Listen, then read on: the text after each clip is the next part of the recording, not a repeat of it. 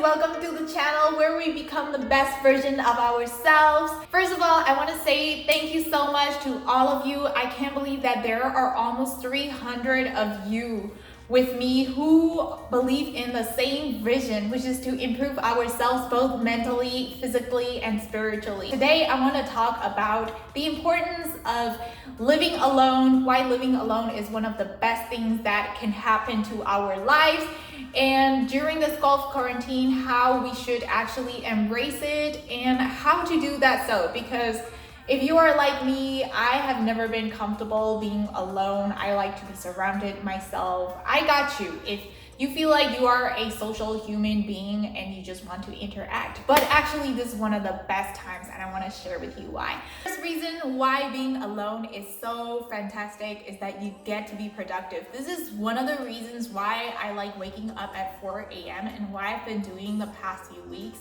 is because you are alone with your own thoughts, just in the morning, pure focus, pure energy. You can direct it into any important task of the day. You start off your day doing the hardest things for you.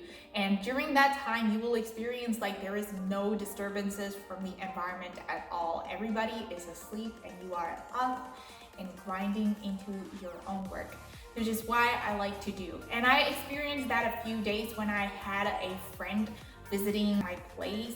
I feel like even though I was getting up, I was having the urge to talk to her. You know, when there is someone around, you always feel like you need to entertain that person or, initiate conversations, don't want to be awkward. But when you're alone, you have to be comfortable with your own thoughts, processing, listening to your own thoughts. I will get to it in a later step, why being alone helps with mindfulness. The point is now during the quarantine, it is time for you to work on your goals. Even though it may not be like social goals, you can still improve a lot of it. The internet has given us so many big opportunities. For example, if you want to start a business, you could do it online, create a blog, or if you want to learn cooking, then do it. Whatever you want, now it is the time for us to really do it. So we are blessed in this way. The second reason comes in hand with productivity. As for someone who loves creating content,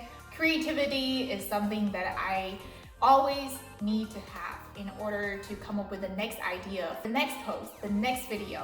It is time to take advantage of the alone time because when you look at creative people, they become the most creative when they are alone. For example, some musicians, some artists, even in the past, like Leonardo da Vinci, they had to separate themselves out from the other people. They have to work on their own creative solutions. For example, like having a tree house and being there all day and nurturing that creative space. Or you may be thinking that I am not a musician, I'm not an artist, you don't have to be creative, then it's all right. If you are someone more logically brain-minded, like a scientist, which is half of the time what I do as a PhD student, it is okay because creativity still applies to you because part of the writing process or part of any communication skills is that you have to communicate it use info from one source and then you modify it for another kind. And for that needs some form of communication / creative skills. So quarantine time is so good in terms of that. And number 3 is that you get to experience peace.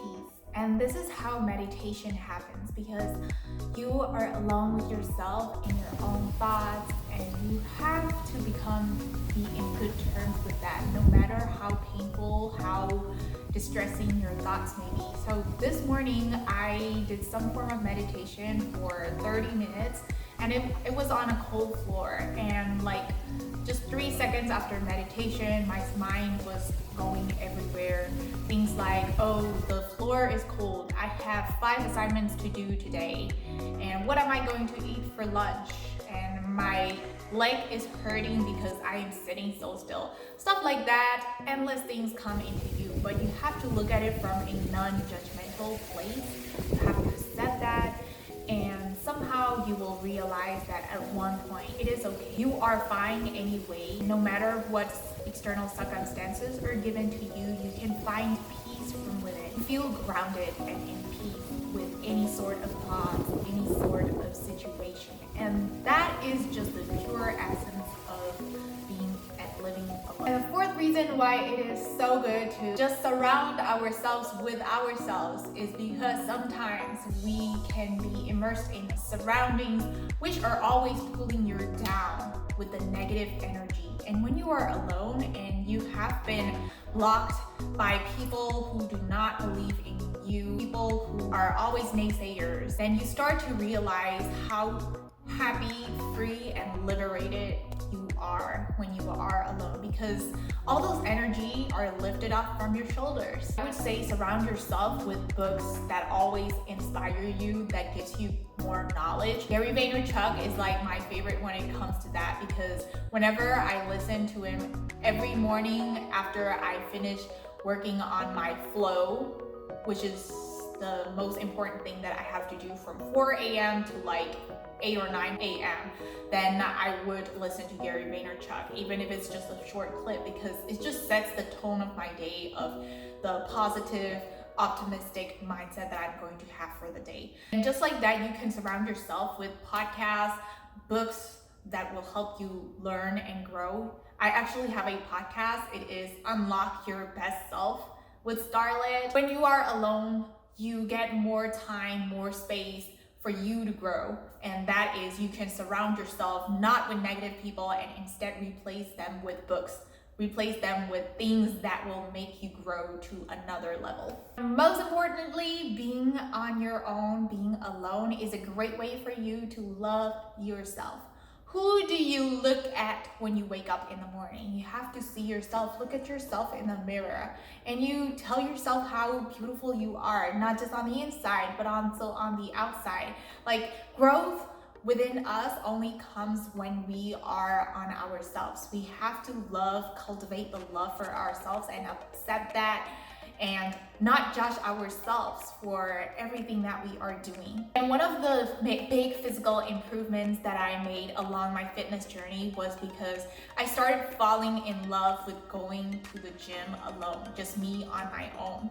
And before that, it was hard for me to make progress because I always had to be like with my ex-boyfriend back then. I always have to be there, and I was caring about people who I thought was judging me in the gym. Later, I found liberation within myself. I love lifting heavy weights and then listening to jamming to the music and then just going there alone. And I feel empowered just within myself. Like, I don't need anyone in order to do the work that I need to do. You have to fall in love with going out of your comfort zone. Like for me, when I was looking for manufacturers for my clothing brand, then I had to drive myself alone to so many new places. I was finding all those materials for my clothing and then, talking to so many strangers on the phone, and I have to do that alone. And if I'm waiting for someone to join me, then I will never get it done, because the true power is within yourself. Only when you tap into that is when the biggest changes will happen in your life. So my tips on loving being alone. The first thing I said earlier is being more mindful. You can do this by journaling your own thoughts. You can reflect on them. Also try meditating.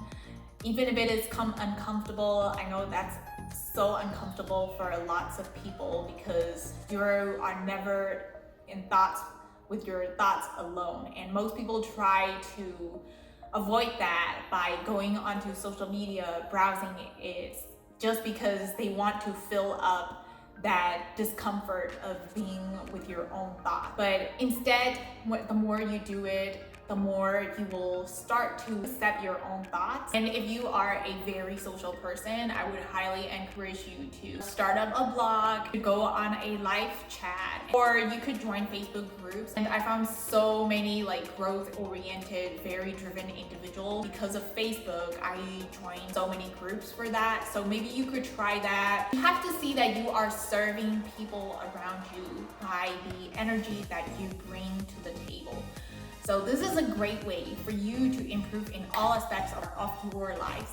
And I will be making a video soon on the 10 things that you can work on in order to be productive during this self-quarantine state. And so yeah, I hope you enjoy hanging out with me. I feel like I'm just talking to a bunch of friends right now, and I'm so excited that all of you guys are here. Thank you so much if you made it to this far. Don't forget to like and subscribe, and also comment down below on what you are working on during the self-quarantine state. And I will see you again on my next video.